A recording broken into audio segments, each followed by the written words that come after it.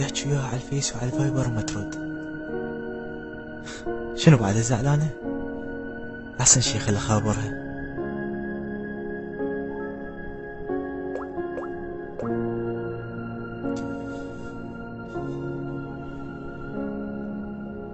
عذرا، رقم الهاتف المطلوب مغلق حاليا، يرجى إعادة المحاولة فيما بعد. كان قافلته، شكلها ما تريد تحكي وياي. يدخل على بروفايلها على الفيس ويشوف صور وكتابات إنا لله وإنا إليه راجعون. الله يرحمك بعدك بشبابك. شو هاي لعبة جديدة منها؟ الله يصبرنا على أخبارها. أحسن شي خابر خوتها.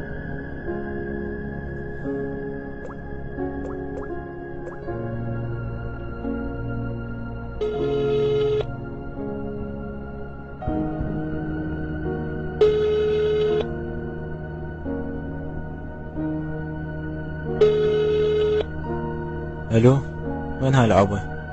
شنو تتفاعل على روحك صالح؟ قول يا اخي تفتح تليفون حتى لو زعلان مني. لا ما راح تزعل بعد منك. شنو قصدك؟ ربك موك الشقة وين صحيح؟ محمد اختي راح وترجع بعد الموسخة. شنو الشقة؟ اكيد الشاقون. هاي اللعبة حتى صالحها مو؟ يلا روح صحي مشتاق لها. راح تبدون شقة كنا عشان ناس الصغيرون عرفنا. خلص كافي الشقة. قولي أنا آسف، أنا آسف لو زعلتها، قولي ما راح أزعلها مرة ثانية، قولي لها ما أقدر على زعلها. صراحة قبل لا تروح هسه بعد ما يفيد الحكي، اللي راح مر شريط ذكريات مقبالة بثواني، يتذكر كل لحظة إخبار منها، يتذكر شقاهم وضحكهم، يتذكر الأيام الحلوة والمرة اللي عاشوها سوية، واللي زاد الصدمة أكثر من حكت وياه آخر مرة قالت له لا تزعلني، أخاف أموت وأنا زعلانة منك.